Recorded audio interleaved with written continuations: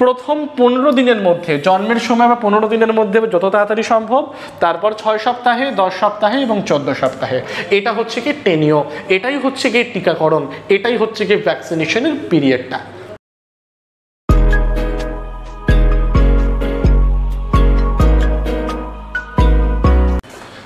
Hello man, welcome everyone, welcome to Pratishtha education and training. আজকে আমরা নিয়ে চলে এসেছি তোমাদের জন্য আরও একটা মোস্ট ইম্পর্টেন্ট টপিক। যারা আইসিডিএস এবং অঙ্গনওয়াড়ি কর্মীর যে কোনো এক্সাম দিচ্ছ তাদের ক্ষেত্রে তো খুব ইম্পর্টেন্ট একটা টপিক, যেখানে আমরা রিটেনে এবং ইন্টারভিউতে কিন্তু এই ধরনের কোশ্চেন বারবার আসতে দেখি। সেটা কি? সেটা হচ্ছে গিয়ে কিন্তু আমাদের এই টিকাকরণ বা ভ্যাকসিনেশন। ওকে, আচ্ছা, তাহলে ভ্যাকসিনেশনের কোশ্চেন ইন্টারভিউর বোর্ড থেকে বারবার করে থাকে, অ্যাজ ওয়েল অ্যাজ আমরা যখন প্রিলিমস বা মেইন এক্সাম দিতে চলি তখনও কিন্তু বারবার এই ধরনের কোশ্চেন আমাদের তৈরি হয় আইসিডিএস রিলেটেড। ওকে, সো তাহলে যাদের লক্ষ্য অঙ্গনওয়াড়ি কর্মী সহায়ক এবং আইসিডিএস, তাদের জন্য কিন্তু এই ভিডিওটা খুবই হেল্পফুল হতে চলেছে। সো চলো দেরি না করে আর স্টার্ট করা যাক। একদম প্রথমে আমরা জেনে নিই রোগ মানে কি, যার জন্য তোমরা ভ্যাকসিন নেই। কারণ রোগের বিরুদ্ধে প্রতিরোধ ব্যবস্থাটাকে গড়ে তুলতে হবে। রোগের বিরুদ্ধে প্রতিরোধ ব্যবস্থাটাকে গড়ে তুলতে সাহায্য করবে কে? রোগের বিরুদ্ধে প্রতিরোধ ব্যবস্থাটাকে গড়ে তুলতে সাহায্য করবে আমাদের ভ্যাকসিন। তাহলে আমাদের রোগ সম্বন্ধে জানতে হবে। রোগ কি বলছে দেখিনি একবার আমরা। রোগ বলতে এমন কোনো অবস্থাকে বোঝায় যার ফলে দেহের স্বাভাবিক ক্রিয়া পদ্ধতিতে ব্যাঘাত ঘটে। তার মানে দৈনন্দিন জীবনে আমরা যেভাবে লাইফস্টাইলটাকে মেনটেন করে চলি, রোগের ফলে কিন্তু সেই দৈনন্দিন জীবনের কার্যপদ্ধতিটা আমার সম্পূর্ণভাবে নষ্ট হয়ে যায়। ক্লিয়ার? আচ্ছা, সো তার জন্য রোগাক্রান্ত বডি বা রোগাক্রান্ত একটা শরীর সে কোনো ধরনের কাজ স্বাভাবিকভাবে করতে পারে না। তাই রোগটাকে আমায় দূর করতে হবে, কারণ রোগটাকে দূর করতে পারলেই তো আমি স্বাভাবিক কাজটাকে করতে পারবো। এই রোগটাকে দূর করার জন্যই আমার কি দরকার? রোগটাকে দূর করার জন্যই তো আমার ভ্যাকসিনেশনটা দরকার না? সো চলো দেখিনি আমরা প্রত্যেকে। আচ্ছা, পরের লাইনটা কি বলছে দেখি। এই কারণে রোগগুলিকে দেহের স্বাভাবিক স্থিতিশীলতা রক্ষক প্রক্রিয়াসমূহের কর্মবিচ্যুতির সাথে সম্পর্কিত করা হয়। বেসিক্যালি এখানে আমাদের একটা পয়েন্ট সম্বন্ধে বলা হচ্ছে, সেটা কি? সেটা হলো আমাদের অনাক্রম্যতা। পয়েন্টটাকে আমরা কি বলছি? পয়েন্টটাকে আমরা বলছি হলো কি অনাক্রম্যতা। সোজা ভাষায় যেই জিনিসটা আমাদের দেহে কোনো প্যাথোজেন বা রোগের আক্রমণ হলে তার বিরুদ্ধে প্রতিরোধ ব্যবস্থাটাকে গড়ে তুলতে পারে। তাহলে এই যে তার বিরুদ্ধে প্রতিরোধ ব্যবস্থাটা আবার গড়ে তোলা হলো, তাকেই আমরা কি বলি? তাকেই আমরা বলে চলি হচ্ছে কি আমাদের অনাক্রম্যতা। বোঝাতে পারলাম প্রত্যেককে? ক্লিয়ার হলো এভরিওয়ান? তাহলে অনাক্রম্যতাটা আমরা কাকে বলছি? চলো, তাহলে অনাক্রম্যতা যদি আমার সঠিকভাবে কাজ না করে তাহলে আমাদের দেহে কি সৃষ্টি হতে পারে? রোগের সৃষ্টি হতে পারে। তাহলে অনাক্রম্যতাটা রোগের বিরুদ্ধে আমাদের দেহে কিন্তু প্রতিরোধ ব্যবস্থাটাকে গড়ে তুলতে হেল্প করছে। চলে আসি আমরা পরেরটায়। আচ্ছা, রোগ প্রধানত 4 ধরনের হয়: সংক্রামক, অভাবজনিত, বংশগত, শারীরবৃত্তীয়। সংক্রামক মানে হচ্ছে গিয়ে ভাইরাসের আক্রমণ হলো, ব্যাকটেরিয়ার আক্রমণ হলো, প্রোটোজোয়ার আক্রমণ হলো, হেলমিন্থের আক্রমণ হলো। সো বিভিন্ন অণুজীবের আক্রমণের ফলে আমাদের যে রোগটা হয়ে থাকে, প্লাস যে রোগটা আমার ছোঁয়াচে হয়, অর্থাৎ একজনের থেকে অন্যজনের দেহে আমার ছড়িয়ে পড়তে পারে সহজেই, তাদেরকে আমরা কি বলি? সংক্রামক রোগ বলে চলি। দ্বিতীয় হচ্ছে কি অভাবজনিত রোগ। আমি ভিটামিনটাকে কম ইনটেক করছি, আমি ভিটামিনের পরিবর্তে যে খনিজগুলো হয় সেগুলোকে কম খাবারের মাধ্যমে খেয়ে নিচ্ছি, বা জল কম খাচ্ছি, বা কার্বোহাইড্রেট, প্রোটিন, ফ্যাট কম খাচ্ছি। তাহলে আমাদের দেহে যে রোগের সৃষ্টি হতে পারে সেই রোগগুলোকে আমরা কি বলি? সেগুলোকে আমরা অভাবজনিত রোগ বলি। বংশগত রোগ কোনটা? যেটা আমার একটা জেনারেশন থেকে অন্য জেনারেশনে পরিবাহিত হতে থাকে। যেই রোগগুলো একটা জেনারেশন থেকে অন্য জেনারেশনে আমার পরিবাহিত হয়, সেই জাতীয় রোগগুলোকে আমরা কি বলি? সেই জাতীয় রোগগুলোকে আমরা কিন্তু বংশগত রোগ বলি। লাস্ট ইম্পর্টেন্টটা কি? লাস্ট ইম্পর্টেন্ট শারীরবৃত্তীয় রোগ, দেহের কোনো অঙ্গ প্রত্যঙ্গের ক্ষেত্রে হয়ে থাকে এটা। আচ্ছা, সো চলো নেক্সট রোগের ডেফিনিশনে যাওয়ার আগে আমরা প্রত্যেককে বলে দিতে চাই, যারা আপকামিং WBPSCর যে কোনো এক্সাম দিচ্ছ বা ওয়েস্ট বেঙ্গল পুলিশ সার্ভিসের কোনো এক্সাম দিচ্ছ, এবং তারা যদি অফলাইনে নিজেদের প্রিপারেশনটাকে মেনটেন রাখতে চাও, তাহলে তোমরা বেঙ্গল কম্বাইন্ড অফলাইন অনলাইন কোর্সে জয়েন করতে পারো। পুরো 1 বছরের জন্য। কোর্স ফি হচ্ছে কি আমাদের 689। কোর্সটাকে অ্যাভেল করার জন্য নিচে দেওয়া নাম্বারে কল করে নাও 9088890010 আর যারাই এই জিনিসটাকে বা এই আপকামিং WBPSC এর কোনো এক্সামটাকে অফলাইনে নিয়ে প্রিপারেট করতে চাইছো, তাহলে আমাদের অফলাইন সেন্টারে তোমরা অবশ্যই যোগাযোগ করতে পারো, যেখানে মান্থলি ফি হচ্ছে গিয়ে মাসিক আমাদের 500। ওকে, অনলাইনে করতে চাইলে বেঙ্গল কম্বাইন্ড অফলাইন, আর যারা অফলাইনে প্র্যাকটিস করতে চাইছো তাদের জন্য বেঙ্গল কম্বাইন্ড অফলাইন কোর্স। আচ্ছা, এবারে আমরা দেখিনি টিকা। টিকা মানে কি? টিকা মানে হচ্ছে কি যেটা আমার রোগের বিরুদ্ধে প্রতিরোধ ব্যবস্থাটাকে গড়ে তুলবে, বা আমাদের অনাক্রম্যতন্ত্র ভেঙে পড়লে যে রোগটা হয় সেই অনাক্রম্যতন্ত্রটাকে বুস্ট আপ করতে হেল্প করবে, তাকেই আমরা কি বলবো? তাকেই আমরা টিকা বলে চলবো।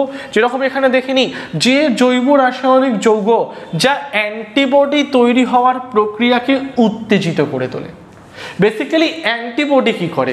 দেহের বাইরে থেকে যে আক্রমণ করছে সে হচ্ছে অ্যান্টিজেন বা প্যাথোজেন, তার বিরুদ্ধে প্রতিরোধ করার জন্য আমার দেহের মধ্যে কি রয়েছে? অ্যান্টিবডি।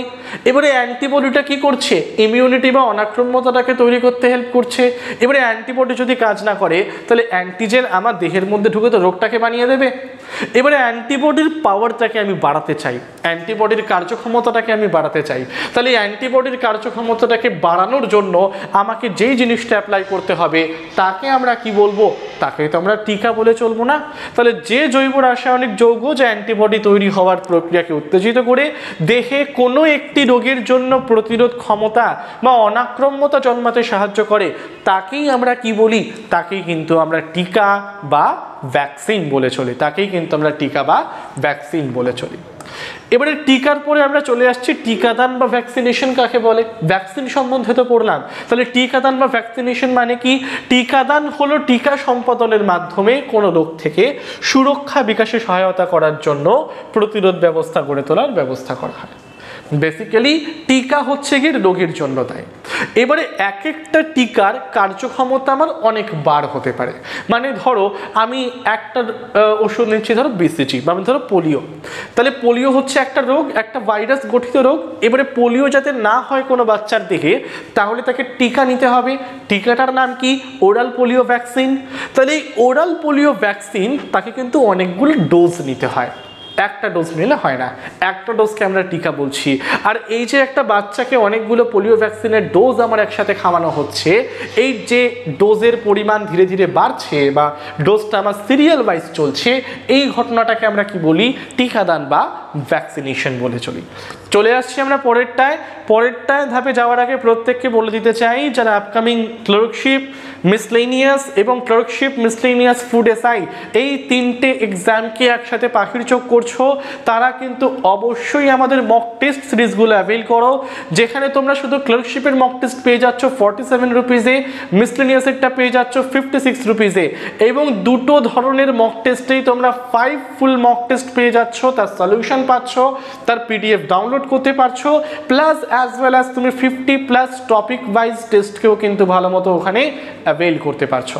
ওকে, আর লাস্ট বলে দিতে চাই WBPSC মক টেস্ট সিরিজ, যেখানে তোমরা 15 ফুল লেন্থের মক টেস্ট পেয়ে যাচ্ছ অনলি 97 রুপিজে। আর এই 3টে টাইপের মক টেস্টকে অ্যাভেল করার জন্য তোমরা নিচে দেওয়া নাম্বারে কল করে নাও 9088890010-তে। চলে আসছি আমরা পরেরটায়, কি বলছে? ফার্স্ট ভ্যাকসিনের নাম BCG ভ্যাকসিন। BCG ভ্যাকসিন পুরো নাম কি? পুরো নাম হচ্ছে গিয়ে ব্যাসিলাস ক্যালমেটে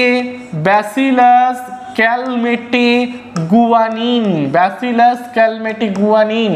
কাদের ক্ষেত্রে দেওয়া হয় বলো তো? যে কোনো টিউবারকিউলোসিস, দ্যাট মিনস আমাদের কুষ্ঠ বা যক্ষা। কুষ্ঠ মানে হচ্ছে গিয়ে মাইকোব্যাকটেরিয়াম